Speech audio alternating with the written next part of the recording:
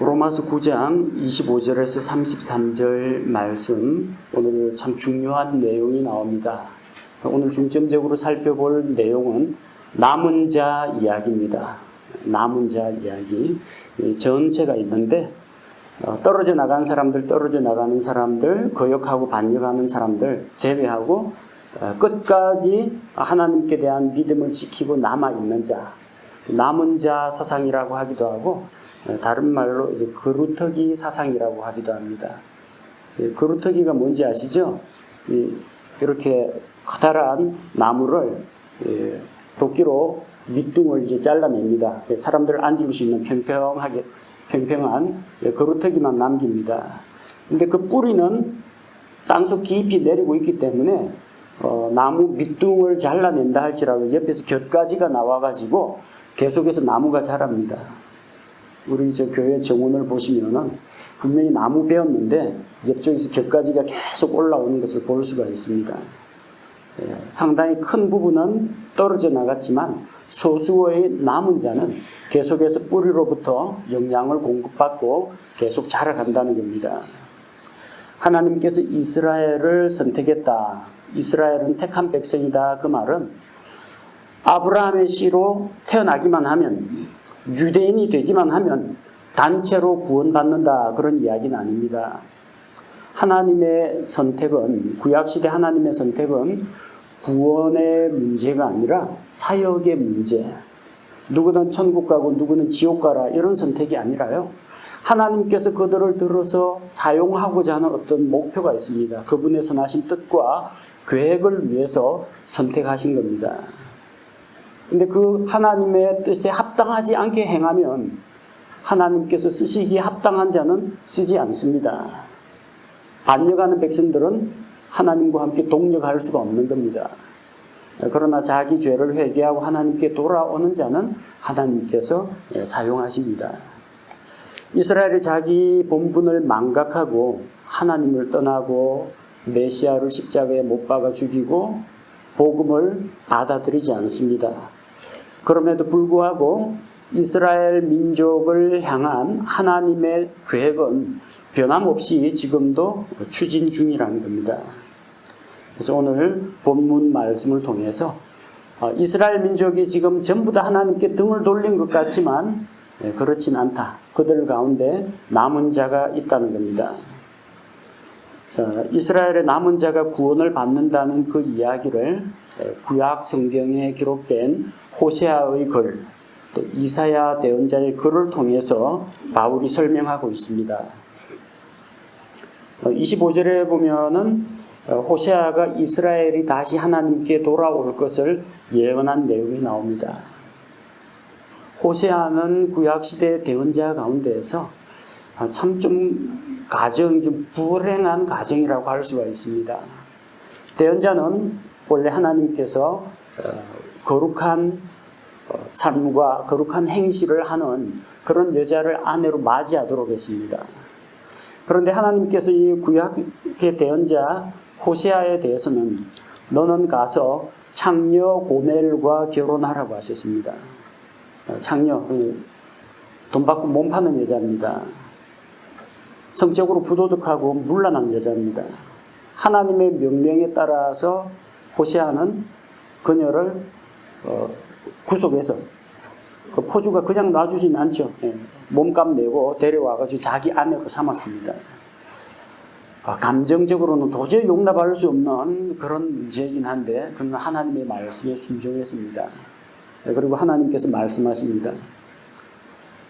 타락하고 부패한 그 죄인들, 그 백성을 하나님께서 자기 백성으로 받아들이시는 것을 호세아가 창녀 고멜을 받아들이는 것을 통해서 이제 설명하신 겁니다. 근데 이 여자가 남편하고 결혼했으면은 이 창녀 생활에서 벗어나고 좋은 남편 얻었고 안정된 가정을 얻었으면 만족하고 이 가정에 붙어 있어야 되는데 또 옛날 그 버릇이 나와가지고 딴 남자들 만나러 이제 다니는 겁니다. 누구신지도 모르는 아들, 딸을 낳아둔 겁니다. 그래서 호세아는 감정적으로는 도저히 이게 용납이 안 되겠지만 하나님께서 또 명령하십니다. 너는 다른 남자를 따라가서 그 자기 몸을 더럽힌 그 고매를 다시 받아들이라고 합니다. 이스라엘 백성이 비록 우상을 숭배하고 그리고 우상의 전각에서 빵을 먹고 포도주를 마시고 그럴지라도 주 여호와가 그들을 여전히 사랑한다. 여기서 보면 사랑은 감정이 아니라 의지와 결단이라는 것을 알 수가 있습니다. 하나님이 우리가 뭐가 이쁘다고 자기 아들까지 줘가면서 구원하시겠습니까? 우리가 이뻐서가 아니라 하나님께서 나는 너를 사랑한다. 죄인들은 누구든지 돌아오라. 하나님께서 부르신 겁니다. 호세아의 아내 고멜이 딸을 낳았습니다. 딸을 낳고 호세아가 그 이름을 루하마라고 불렀습니다. 앞쪽에 로가 붙으면 이제 부정을 뜻하게 됩니다. 루하마가 이제 긍휼이라는 뜻인데 루하마 하면 긍휼을 받지 못한 자라고 부른 겁니다. 세상에 자기 아내가 딸을 낳았는데 좀 이쁜 이름도 많거든요. 은혜라든지 뭐 평강이라든지 좋은 이름들 많은데 긍휼을 받지 못한 자, 그렇게 이름을 지었습니다. 호세아 1장 9절에 보니까 또 아들을 낳았습니다. 또 아들의 이름을 로암미, 내 백성이 아니다. 호세아도 아마 이게 자기 아들 딸인지 아마 의심스러웠을 겁니다. 당시에 뭐 유전자 검사 같은 것들을 할 수도 없는 노릇이고 하나님께서 그 이름을 이제 로암미라고 부르라고 했습니다. 이스라엘을 향해 하는 말씀입니다. 너희는 긍휼을 받지 못한 자다. 너희는 내 백성이 아니다. 그들의 부패하고 타락한 행실에 대해서 하나님이 진노하신 겁니다. 그러나 하나님께서 호세아 2장에 가서는 이스라엘 백성의 회복에 대해서 말씀하십니다. 로암미라고 하던 그 아들을 다시 암미라고 부르라. 내 백성. 그리고 루하마라고 하는 긍휼을 받지 못한 자라고 하는 그 딸을 루하마라고 부르라고 합니다. 이스라엘이 마지막 때에 돌아오면은 다시금 하나님의 긍휼을 입게 될 것이요 다시금 하나님의 백성이 될 것이라는 겁니다. 그래서 호세아 1장 10절 말씀처럼 이스라엘 백성이 돌아와서 어디에서 돌아왔어요? 죄에서 돌아와서 우상숭배에서 등 돌리고 돌아와서 하나님께로 돌아와서 살아계신 하나님의 아들들이 될 것이라는 겁니다. 모든 이스라엘 백성이 그러진 않을 겁니다. 성경은 우리가 로마서 2장에서 살펴본 바와 같이 육신적인 유대인이 유대인이 아니라 내면적 유대인이 유대인이라고 했습니다. 몸에 할례의 흔적을 남겼다고 해서 할례자가 아니라 할례는 마음의 할례를 받아야 한다고 했습니다. 자기 마음을 찢고 죄를 쏟아내고 하나님 앞에 통회하고 믿고 돌아오는 자가 하나님의 백성이 되는 겁니다. 이 말씀은 마지막 때가 되면 이스라엘 민족은 집단적으로 누구나 이스라엘 민족이기 때문에 다 구원받는다 그런 이야기가 아니라 그들 가운데 뭐 무신론에 빠진 사람도 있을 테고 율법주의를 여전히 고수하는 사람도 있을 테고 마지막 때 적그리스도하고 결탁하는 사람도 있고 별별 사람들이 다 나올 겁니다. 그럼에도 불구하고 하나님 앞에 믿음을 지키고 남은 자들이 있다는 겁니다. 그 남은 자들이 돌아온다는 겁니다. 지금 이제 로마 교회에 있는 성도들이 궁금해하는 내용은 이겁니다. 이스라엘의 저 백성이 아무개가 구원받느냐 이거는 관심이 없습니다. 분명히 유대인이나 이방인이나 다 죄 아래 있다 그렇게 이야기했고 누구든지 예수 그리스도를 자기의 구원자로 받아들이면 믿음으로 구원받는다고 했는데 이방인들은 다 회개하고 돌아오고 있어요. 복음이 선포되는 것마다. 그런데 이상하게 하나님께서 선택한 백성이라고 하는 이스라엘만이 마음을 완악하게 먹고 복음을 전하는 바울과 실라를 대적하고 따라다니면서 핍박을 합니다. 도대체 이 하나님의 백성이 왜 이렇게 되었느냐? 저 사람들은 그럼 어떻게 되느냐? 하나님의 구원 계획이라면 유대인이나 이방인이나 다 구원을 해야 되는데 또 아브라함과 맺으신 그 언약도 계속 이어져야 하는데 이스라엘이 저렇게 하나님께 반역하는 모습을 보니까 도대체 하나님께서 애초에 이스라엘 민족을 택하신 그 목적이 진행이 되고 있느냐 그걸 사람들에게 바울이 설명하고 있는 겁니다. 호세아의 글에 나타난 것처럼 이스라엘도 마지막 때에 다시 돌아와서 긍휼을 입지 못하던 그들이 긍휼을 입게 되고, 하나님께서 너희는 내 백성 아니다 그랬던 사람들이 돌아와서 하나님의 백성이 될 것이라고 이야기한 겁니다.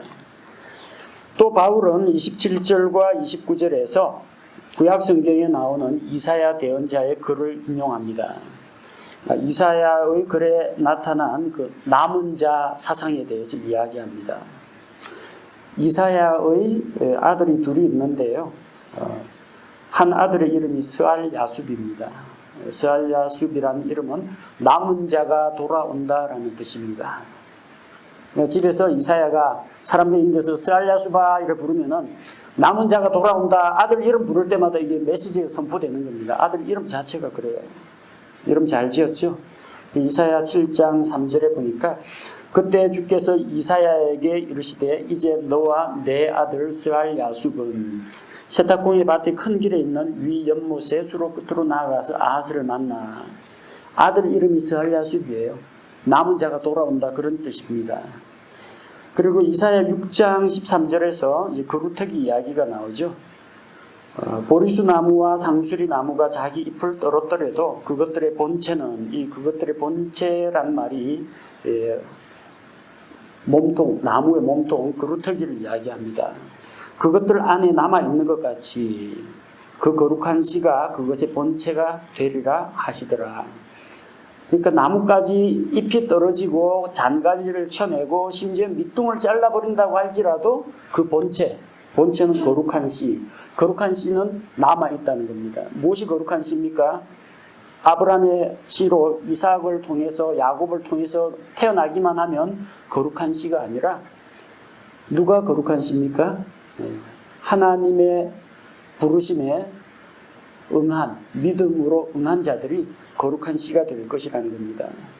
나뭇잎이 떨어져도 가지가 베어져도 그루터기는 여전히 남아있고 그루터기에서 계속해서 믿음의 씨들이 자라날 것을 이야기합니다. 그래서 이스라엘 백성 가운데 이스라엘 백성이 하나님께 죄를 지었지만 그들 가운데 남은 자는 다시 돌아와서 하나님과의 관계를 회복하게 될 것을 이야기합니다. 이사야 10장 22절에 비록 내 백성 이스라엘이 바다의 모래 같을지라도 그들 중에 남은 자만 돌아오리라. 정해진 멸망이 의와 더불어 넘쳐 흐르리니. 그러니까 이스라엘 민족의 집단적인 구원이나 집단적인 전 이스라엘의 회복을 말하는 건 아닙니다. 이스라엘 백성의 숫자는 하늘의 별과 같이 바다의 모래와 같이 많을지라도 그들 중에 얼마가 될지는 모르지만 남은 자만 돌아온다는 겁니다. 그래서 정해진 멸망과 의가 같이 그들 가운데 멸망으로 가는 자도 있고 하나님의 의 안으로 들어오는 자도 나타나게 될 것입니다. 하나님께서는 그분께서 계획하고 추진하는 일을 반드시 마무리 지으실 겁니다. 28절에 보니까 그분께서 그 일을 끝마치시고 그 일이 무엇이냐면은 이스라엘의 남은 자가 돌아오는 것을 이야기합니다. 이스라엘 백성 가운데 남은 자가 돌아오고 회개하고 하나님과의 관계를 회복하고 아브라함의 언약이 성취되는 것을 이야기합니다. 바로 그 일을 하나님께서 의 안에서 속히 이루실 겁니다. 우리 성경에는 그것을 단축시키리니 단축된 일을 하니까 일이 이렇게 많은데 하나님께서 대충 그냥 생략해갖고 일을 단축, 작업 단축, 공정이 이만큼 내는데 이렇게 줄이는, 일을 줄이는 게 아니고요. 이 쇼트 워크라고 했는데 일이 줄어드는 게 아니라 하나님께서 정해진 때가 되면 그 일을 속히 이루실 것이라는 이야기입니다. 반드시 이룹니다. 역사적으로 볼 때는 이스라엘이 참 나라를 잃고 방랑하는 유대인이 된 지가 꽤 오래 지났는데 언제 이스라엘이 회복되느냐인데 어느새 보니까 팔레스틴 땅으로 돌아와가지고 독립된 국가를 이루고 있습니다. 예루살렘 성전 새로 짓겠다고 나서고 있습니다. 다 망해가는 민족인 줄 알았는데 전 세계의 금융시장, 곡물시장 이런 것들을 다 장악하고 있습니다. 유대인들의 영향력이 상당히 큽니다. 그리고 그들 가운데에서 일부는 무신론으로 빠지고 일부는 율법주의로 빠지고 또 그들 가운데 일부는 율법적인 그리스도인, 메시아닉 주라고 하죠. 유대인도 아니고 그리스도인도 아니고 예수님 믿는다고 하면서 하나님의 아들로는 믿지 않고 그냥 대언자 정도로만 믿고 구약시대의 절기 율법 다 지키는 그런 중간적인 그런 신자도 아니고 율법주의자도 아닌 그 모호한 사람들이 있습니다. 또 그들 가운데 정말 극소수이긴 하지만 크리스찬이 있어요. 제가 그 미국에서 유학 생활하는 중에 학생 한 명을 만난 이름이 제이콥이에요. 제이콥. 야곱.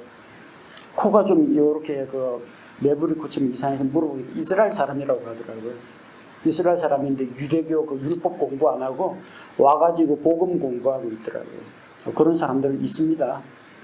유대인이든 이방인이든 예수님 믿고 돌아오는 사람들이 있습니다. 하나님께서는 반드시 그 일을 이루십니다.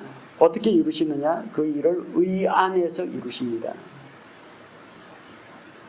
육체적으로 유대인이라고 해서 하나님께서 택한 민족이라고 해서 그 특권 때문에 구원받는 것이 아니고 이스라엘이 민족적으로 회개할 때 하나님의 의가 무엇입니까? 죄인들에 대해서는 심판을 하는 것이 하나님의 의입니다. 죄인이 회개하고 돌아오면 용서하는 것이 하나님의 의입니다. 이스라엘이 회개하고 돌아오면 받아줍니다. 그들이 율법의 의를 버리고 예수 그리스도께서 십자가에서 이루신 바로 그 일을 자기 것으로 받아들일 때 의 안에서 그 일을 이룹니다. 그래서 이스라엘의 회복은 뭐하고 관계 있느냐? 그들이 예수 그리스도를 구원자로 받아들이느냐 받아들이지 않느냐가 의를 판별하는 척도가 됩니다. 예수님이 나귀 타고 예루살렘 성 안으로 들어오실 때 수많은 유대인들이 종려나무를 가지고 호산나 찬송하리로다 주의 이름으로 오시는 이여, 예수님을 환영하고 며칠 뒤에 예수님을 십자가에 못 박아라 해가지고 예수님을 못 박아 죽였습니다. 예수님께서 다시 오십니다. 신약교회가 휴거되고 이 땅에 믿지 않는 자들만 남게 됩니다. 교회 다니다가 출석만 하고 예수님 안 믿고 있던 사람들 그제서 휴거가 일어나면 정신 번쩍 차릴 겁니다. 내가 왜 안 믿었던 거 하면서 이 복음 내용은 다 알고 있으니까 믿게 될 겁니다. 또 누가 정신 차리고 믿게 되느냐? 유대인들입니다. 유대인들이 환란기 때 하나님 앞에 회개하고 돌아옵니다. 휴거 사건이 일어나죠. 적그리스도가 유대인들 핍박하죠. 그때 유대인들이 정신 차리고 하나님께 돌아옵니다. 고난을 통해서 하나님의 징계를 통해서 돌아오게 됩니다. 그렇게 이스라엘이 돌아오는 것은 회개하고 자기들이 십자가에 못 박아 죽인 그 예수 그리스도를 자기의 구원자로 하나님이 보내신 메시아로 인정하고 받아들일 때 그들이 의의 백성이 되는 겁니다. 그 구체적인 과정은 우리가 로마서 10장에서 살펴보도록 하겠습니다. 29절에 보니까 주께서 한 씨를 남겨두지 않으셨더라면 그들은 소돔과 고모라처럼 되었을 것입니다. 한 씨가 우리가 앞서 읽은 말씀처럼 거룩한 씨가 거루터기처럼 남아있을 것이라고 했습니다. 시편 22편 30절에 보니까 한 씨가 그분을 섬기리니 주께서 그것을 한 세대로 여기시리라. 하나님을 믿고 섬기는 한 세대, 믿음의 세대가 있다는 이야기입니다. 하나님이 이스라엘 백성을 내 백성이라고 부르시고 선택하셨어요. 아브라함과의 언약을 기억하셔서 이집트에서 구출해냈습니다. 뭘로 구출해냈어요? 유월절 어린 양의 피를 통해서 구출했습니다. 유월절 어린 양의 피를 집에다 칠하라고 했는데 믿음으로 받아들인 자들만 장자가 죽는 그 재앙을 모면했습니다. 어쨌든 유월절 어린 양의 피로 나왔죠. 그런데 그들이 다 약속의 땅에 들어간 것은 아닙니다. 자, 나오기는 나왔는데 하나님의 뜻과 계획에 불순종하고 죄를 짓고 이집트에서 나왔던 그 1세대는 광야에서 죽었습니다. 그러면 이스라엘 민족 다 멸망해가지고 광야에서 다 죽었느냐? 아닙니다. 남은 자가 있어요. 여호수아와 갈렙은 남았습니다. 그들은 믿음으로 남아있었기 때문에 바닷가에 모래같이 많던 거의 200만 대군대는 사람들 가운데 20세 이상 다 죽었어요. 여호수아 갈렙 남고 당시에 하나님 앞에서 이제 법적인 의무가 없는 20세 미만의 그 아이들은 살아남았습니다. 그래서 재출애굽 2세대가 들어갔습니다. 거룩한 씨가 남았고 그들과 믿음을 같이 하는 그 후속 세대가 들어갔습니다. 이들이 거룩한 씨이고 이들이 남은 세대입니다. 그들이 한 세대를 이룬 겁니다.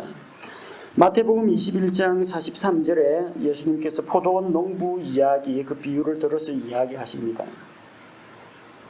주인이 포도원을 세우고 좋은 포도나무를 심고 땅을 파고 거름을 주고 농부들에게 세를 주고 길을 떠났는데 포도 수확할 때가 돼가지고 종을 보내가지고 포도 소출 중에 얼마를 이제 바치라고 보냈더니 농부들이 세를 내기는커녕 종을 때리고 모욕하고 쫓아내고 잡아 죽였습니다. 이 정도 실패, 저 정도 실패, 마지막으로 주인 내 아들을 보내리니 내 아들은 그들이 존경하겠지. 아들을 보냈는데 포도원 농부들이 이거는 상속자니까 이 아들만 죽여버리고 우리가 포도원을 차지하자, 그런 악한 마음을 품었습니다. 그리고 그 아들을 죽여서 포도원 밖으로 내쫓아 버렸습니다. 포도원이 뭡니까? 이스라엘 민족을 이야기하는 거예요. 대언자들 보냈는데 전부 다 대언자들 핍박하고 하나님의 아들 예수 그리스도를 그들 가운데 보냈는데 예수님조차도 이방인의 손에 넘겨줘서 십자가에 못 박아 죽여버렸어요. 그 어떻게 하겠느냐? 너희 같으면 이 주인이 이 사악한 농부들을 어떻게 할 것 같냐? 군대를 데리고 와서 그 포도원 농부들을 다 죽여버리고 그 포도원은 제때에 열매를 맺고 열매를 바치는 백성에게 줄 것이라고 했습니다. 마태복음 21장 43절에 그러므로 내가 너희에게 이르노니 아버지께서 너희로부터 하나님의 왕국을 빼앗아 왕국의 열매를 맺는 민족에게 주시리라. 예수님 당시의 이스라엘 민족, 그들 가운데 예수님을 믿고 따른 소수의 제자들은 있었습니다. 예수님의 제자들, 신약교회를 처음 구성했던 마가의 다락방에서 기도하던 120여 명의 형제들, 이런 사람들은 있었습니다. 그러나 대다수가 예수님께 등을 돌렸습니다. 그들은 하나님께서 주시는 그 왕국을 거부했고 자기들의 왕을 거부했습니다. 그러나 그럼에도 불구하고 왕을 믿고 따르고 왕국의 백성이 되기를 원하는 자, 그들에게 하나님께서 왕국을 맡기신다는 겁니다. 자, 우리가 이사야의 글에서 주께서 만약에 긍휼을 베풀지 않으셨으면 우리가 소돔과 같이 고모라와 같이 되었을 것이라고 했습니다. 창세기에 나오는 것처럼 소돔과 고모라는 불과 유황으로 심판을 받아서 멸망했습니다. 예레미야 50장 40절에 보니까 하나님이 소돔과 고모라와 그것들의 이웃 도시들을 뒤엎은 것 같이 거기에 머물 자가 없게 하며 그 안에 거할 사람의 아들이 없게 하리라고 했습니다. 소돔 고모라는 완전히 진멸됐어요. 근데 이스라엘은 어떻게 됐어요? 주께서 이스라엘 백성 가운데에는 소수의 사람들을 남겨두셨다는 겁니다. 이사야 1장 9절에 만군의 주께서 우리를 위하여 아주 소수의 남은 자를 남겨두지 아니하셨더라면 우리가 소돔같이 되고 고모라같이 되었으리로다. 아니, 하나님 소돔 고모라는 진멸해버리고 이스라엘 민족은 소수라도 살려주고 불공평한 거 아닙니까? 라고 생각할지 모르는데요. 이유가 있습니다. 무슨 이유가 있냐면요. 이게 이스라엘 민족은 특혜를 입은 민족이다, 그 때문이 아니고요. 소돔과 고모라에서 하나님께서 아브라함에게 뭐라고 말씀하셨습니까? 그들 가운데 만약에 의인 10명만 있으면 그 의인 10명으로 인해서 내가 그 온 도시를 용서하겠다고 했습니다. 의인 10명이 없었다는 겁니다. 의인 10명이 없으니까 도매값으로 그 도시 전체를 엎었느냐? 그 가운데에서 믿음을 가지고 있던 롯 일가족은 하나님께서 구출해냈습니다. 심판 중에도 긍휼을 베풀어 주셨습니다. 소돔 고모라가 멸망을 할 때 남은 자가 있다는 겁니다. 누가 남은 자예요? 롯 일가족이 남은 자입니다. 하나님이 홍수 심판을 할 때 남은 자가 있습니다. 누가 남은 자예요? 노아의 8 식구가 남은 자입니다. 이처럼 하나님의 심판 때 누구는 따로 빼돌리고 누구만 심판한다, 그게 아니라 남은 자의 공통점이 뭐예요? 노아는 하나님 앞에서 은혜를 입었고 노아는 의인이었더라. 롯에 대해서는 이 의로운 사람이 날마다 소돔 고모라의 불법한 그 행실을 보고 자기 혼을 상하게 하니라. 조건이 뭐예요? 조건이 믿음입니다. 믿음. 노아 일가족도 믿음. 소돔 고모라에서 구출된 롯도 믿음입니다. 왜 소돔과 고모라가 멸망했습니까? 안 믿는 사람 다 멸망했어요. 믿음 가진 롯 일가족만 빠져나왔습니다. 이스라엘 백성 가운데 왜 소수가 남았습니까? 이스라엘 백성이 전부 100% 다 하나님께 반역을 했으면 100% 다 죽었을 거예요. 근데 그들 가운데 믿음을 지킨 자들이 있다는 겁니다. 소수의 남은 자가 있다는 겁니다. 북이스라엘이 바알 숭배로 들끓을 때 하나님의 대언자들이 다 죽임당하고 쫓겨났을 때 그래도 바알에게 무릎 꿇지 않고 남은 자들이 있었던 것처럼 남은 자들이 있다는 겁니다. 하나님이 특혜를 베풀어 가지고 이스라엘 민족은 편의를 봐주고 소돔 고모라는 잔인하게 죽인 게 아닙니다. 회개하고 믿고 돌아오는 자는 하늘에서 유황불이 떨어지는 그 속에서도 하나님이 구출해 주십니다. 그것이 남은 자입니다. 자, 30절에서 33절, 지금 현재 이스라엘 민족의 상태가 어떠한지 보여줍니다. 왜 바닷가에 모래와 같이 많은 그 이스라엘 백성이 아주 소수의 남은 자만 남게 되었느냐? 그들이 넘어졌기 때문입니다. 아브라함의 자손이라도 소용없어요. 야곱의 옆구리에서 나와도 소용없습니다. 아니, 유다 지파라고 해도 만약에 하나님을 떠나 있고 믿음이 없다면 어쩔 수 없는 겁니다. 30절에 그런즉 우리가 무슨 말을 하리요? 의를 따르지 아니한 이방인들은 의 곧 믿음에서 난 의에 이르렀으나. 이방인들은 의에 이르렀습니다. 이방인들은 하나님이 누군지도 몰랐고 율법이라는 게 있는지도 몰랐습니다. 대언자들이 그들은 대언자 만날 기회도 없었어요. 저기 시리아의 나만 장군이나 대언자를 만났을까? 시바의 여왕이나 솔로몬을 만났을까? 대다수 이방인들은 이 말씀을 들을 기회조차도 없었어요. 하나님의 율법이나 하나님의 의를 따르지 않았는데 의에 이르렀다는 겁니다. 이방인들은 율법을 지키지도 않았고 어떤 혈통상으로 유리한 점을 갖고 있지도 않았고 의를 행하지 않았지만 자기들은 해놓은 게 없지만 예수 그리스도께서 십자가에서 우리를 위해서 대신 이루신 그 대속을 자기 것으로 믿고 받아들였다는 겁니다. 그러니까 내 의가 아니라 내 노력이나 내 행위가 아니라 예수님께서 이루어 놓으신 그 의를 믿음으로 받아들였다는 겁니다. 율법에서 난 의가 아니라 믿음에서 난 의를 얻었다는 겁니다. 근데 참 이게 묘한 게 31절, 32절 보니까 그 반대로 이스라엘은 의의 법에 이르지 못했습니다.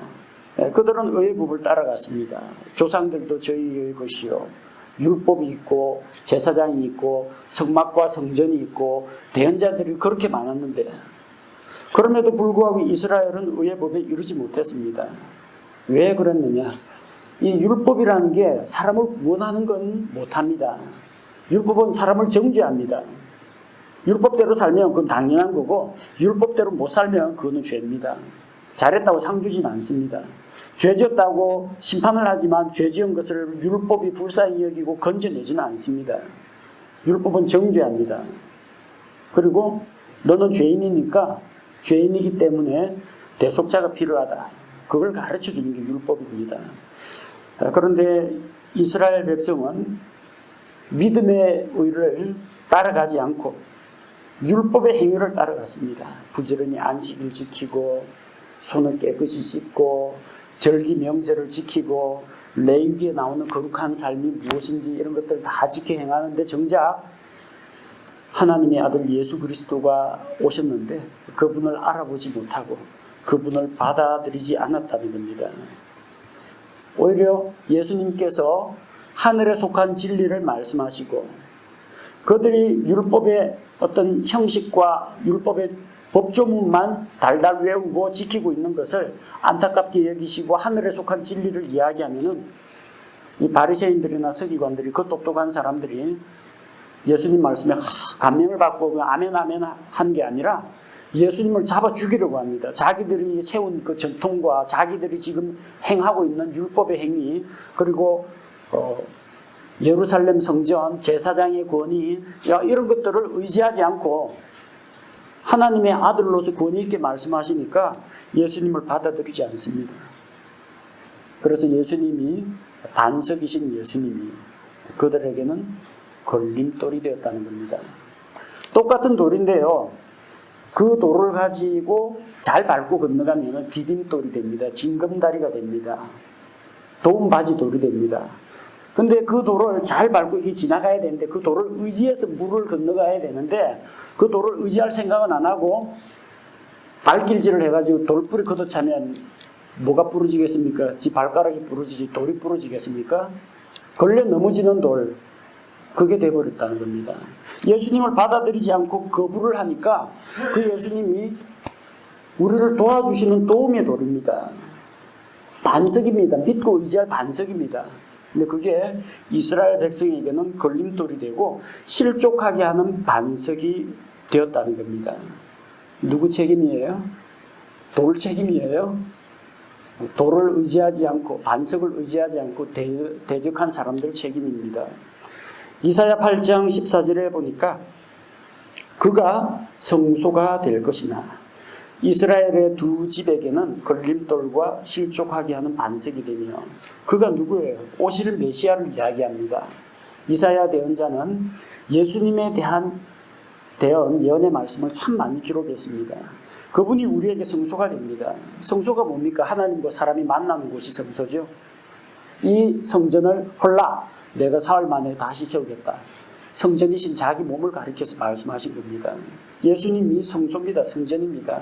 그런데 그분이 이스라엘의 두 집에게는 북이스라엘, 남유다 이 두 집에게는 걸림돌과 실족하게 하는 반석이 되며 특히 예루살렘은 하나님이 택한 도시 이 안에는 하나님의 성전이 있고 이 예루살렘 성전을 의지하고 안에 있는 언약궤나 제사장, 율법 이걸 의지하는 사람들에게는 함정과 올무가 되었다는 겁니다.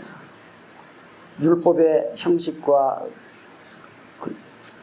것만 따라갔지 율법의 본질과 율법의 기능에 대해서 알지 못했던 깨닫지 못했던 그들에게는 함정과 올무가 되었습니다.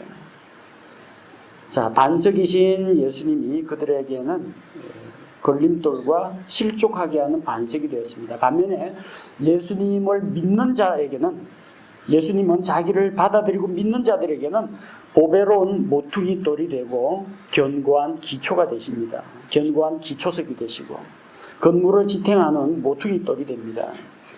이사야 28장 16절 그러므로 주 하나님이 이같이 말하노라 보라 내가 한 돌을 시온에 두어 기초로 삼으리니 곧 단련한 돌이요 보배로운 모퉁이 돌이며 견고한 기초로다. 믿는 자는 다급하지 아니하리로다. 건축자들의 버린 돌이 모퉁이의 머릿돌이 되었나니 그 모퉁이 돌이 바로 예수 그리스도입니다. 사람들은 예수님이 쓸모없다고 버렸습니다.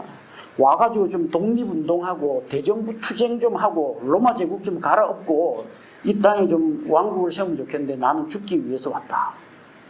이러고 로마 정부에 너희가 지금 지배를 받고 있으니까 세금 내라. 그러니까 예수님을 민족 반역자로 생각하고 자기가 왕이라고 했다고 유대 종교 지도자들이 자기 동족을 이방인들의 손에 넘겨주어서 십자가에서 죽게 만들었습니다.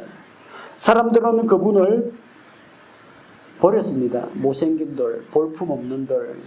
하지만 사람들이 버림받은 돌 예수 그리스도를 하나님이 보배로운 모퉁이 돌로 교회의 기초석으로 삼으셨다는 겁니다. 똑같은 돌인데 예수님에게 대드는 자에게는 걸림돌입니다. 거치게 하는 반석입니다. 누구든지 이 돌 위에 떨어지는 자는 어떻게 됩니까? 반석이 높은 곳에서 떨어지면 박살나겠죠. 반대로 이 반석이 그들 위에 떨어지면 그들을 산산조각 낼 것이라고 했습니다. 예수님 대적하면 그렇게 됩니다. 예수님을 대적하고 받아들이지 않으면 받아들이기만 하면은 믿고 받아들이는 자에게는 도움의 돌이 되십니다. 에베네셀 도움의 돌이 됩니다. 우리 구원의 반석이 됩니다. 교회를 세우고 지탱하는 모퉁이 돌이신 그 예수님께로 나아와야 됩니다. 하나님께서는 자기 백성 이스라엘을 버리지 않으셨습니다. 하나님이 이스라엘을 안 버렸어요. 누가 버렸어요? 이스라엘이 하나님을 버렸습니다. 하나님께서 죄인을 왜 내버려 두시느냐? 하나님께서는 죄인을 오라고 부르십니다. 자기 아들까지 보내서 내어주면서까지. 근데 문제는 사람들이 하나님을 버리고 사람들이 하나님께 등 돌리고 오지 않는 게 문제라는 겁니다. 이스라엘은 하나님을 버렸지만 하나님께서는 이스라엘을 버리지 않으셨습니다. 왜 버리지 않으시느냐? 하나님께서 선택하신 데는 이스라엘 민족을 선택하신 데는 이유가 있습니다. 몇 가지 이유를 말씀드렸죠. 이스라엘 민족을 통해서 하나님의 영광을 전 세계 이방 민족에게 드러내기 위해서입니다. 이스라엘 민족을 통해서 여자의 씨로 오실 예수 그리스도, 아브라함의 씨로, 그리고 이스라엘 민족을 통해서, 유다 지파를 통해서, 다윗의 가문을 통해서 오실 메시아가 오는 통로가 되도록 이스라엘 민족을 하나님께서 사용하셨습니다. 또 지금 신약 시대는 어떤 기능을 하고 있느냐? 이스라엘의 그 넘어짐을 통해서 복음이 이방인들에게로 흘러 넘쳐 들어가게 된 겁니다. 덕본 곳은 이방인들입니다. 유대인들이 자기들이 영원한 생명을 얻기에 합당하지 않은 자라고 자처하니까 바울이 그들에게서 딱 손을 털고 하나님의 말씀을 마땅히 먼저 너희에게 전하여야 할 것이로되 너희가 영원한 생명을 얻기에 합당하지 않은 자로 자처하기로 이제 우리는 이방인에게로 가노라. 보라 내가 너를 이방의 빛으로 삼아 땅 끝까지 이르게 하리라. 이 말씀 인용하면서 이방인사에게 몰두합니다. 그래서 이방인들의 혜택을 보게 됐어요. 유대인들의 넘어짐으로 말미암아 반사이익이, 그러니까 A국하고 B국하고 무역 분쟁이 일어났는데 이쪽에서 수출, 수입, 거래를 안 하니까 제3국이 덕을 보고 있는 겁니다. 하나님이 이스라엘에게 긍휼을 베풀고 이 좋은 걸 다 베풀어 줬는데 언약도 주시고 대언자도 주시고 율법도 주시고 했는데 왜 말을 안 들어요? 혜택이 그들이 하나님께 등을 돌리니까 하나님께서 옛날에 자기를 찾지 않던 이방인들, 우상숭배에 빠져 있는 자들에게 사도들을 보내고 제자들을 보내고 그리스도인들을 보내가지고 복음을 전하시는 거예요. 그 목적으로 지금 유대인들을 사용하고 계십니다. 지금도. 또 언제 사용하시느냐? 신약교회가 휴거가 되고 나면 전도 누가 해요? 그리스도인들 다 하늘에 가 있는데 누가 하느냐? 환란기 때 회개하고 하나님께 돌아온 유대인들, 이 구약 성경을 거의 달달 외우는 이 사람들에게 신약의 복음이 들어가면 천하무적입니다. 유대인들은 자기들이 옳다고 믿는 게 목숨 거는 사람들이에요. 히틀러가 아무리 잡아 죽이고 그래도 바퀴벌레처럼 없어지지도 않습니다. 옳다고 믿으면은 교회를 위해서 핍박하는데 열심을 다해서 핍박을 했던 바울처럼 그렇게 됩니다. 방향이 잘못됐죠. 그만큼 열심히 있는 사람이에요. 근데 바울이 회개하고 돌아오니까 어떻게 돼요? 반대로 이번에는 이제 교회를 세우고 복음을 전하는 전도사가 되어버렸어요. 유대인들이 그런 민족이에요. 이스라엘 민족이 그런 사람들입니다.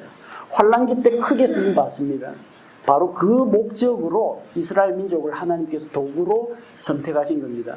이스라엘 민족은 100% 다 구원하겠다, 구원으로 선택한 게 아니라 하나님께서 온 세상을 구원하고자 하는 전체적인 이 빅픽처, 그 큰 그림 속에서, 큰 틀 속에서 이스라엘 민족이 담당해야 할 역할이 있다는 겁니다. 지금 비록 이스라엘이 넘어지는 그런 역할을 하고 있는데 그것조차도 하나님의 섭리 가운데서 그들의 넘어짐을 이방인들을 구원하는 그런 기회로 하나님께서 쓰고 계시다는 겁니다. 하나님 이스라엘 버리지 않았습니다. 지금도 쓰고 계십니다. 지금도 이스라엘 중에 남은 자들이 있습니다. 그리고 마지막 때 이스라엘이 회개하고 돌아오면, 일부는 적그리스도에게 복종하는 사람도 있겠지만 회개하고 돌아오면은 그 돌아온 남은 자들을 통해서 또 한 번 크게 영적인 부흥과 또 그들의 헌신을 통해서 전 세계에 복음이 전파되는 놀라운 일들이 일어난다는 겁니다. 아쉽게도 유대인들은 참 좋은 조건 하에서 조상들도 저희 것이요 그들에게는 율법이 있고 언약이 있고 성전이 있고 제사장이 있고 대언자가 있고 참 좋은 걸 많이 받았는데도 그들은 어리석게도 율법의 형식만 따라가다가 뭔가를 행함으로써 구원을 얻으려고 하다가 하나님 앞에서 인정받지 못했습니다. 의에 이르지 못했습니다. 율법의 의를 열심히 행했는데 하나님의 의에는 도달하지 못했습니다. 반면 이방인들 그리고 믿음의 의를 구하는 자들은 나는 해놓은 것이 아무것도 없지만 예수님께서 십자가에서 나 대신 해놓으신 그 의를 힘입어서 예수님께서 십자가에서 이루어 놓으신 것을 믿기만 하면은 믿고 받아들이면 하나님의 의에 이르고 의의 백성이 된다는 겁니다.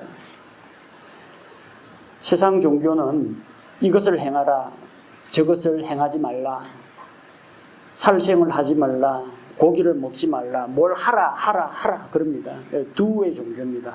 행함으로 뭔가를 이루고자 하는 종교입니다. 근데 우리가 믿는 이 기독교는 예수님께서 다 이루어 놓으셨어요. 십자가상에서 다 이뤘다. It is finished. 우리는 do가 아니라 do의 종교입니다. 예수님께서 다 이루어 놓으셨는데 예수님께서 해놓으신 것을 우리는 숟가락만 얹으면 됩니다. 믿음으로 내 것으로 받아들이기만 하면 됩니다.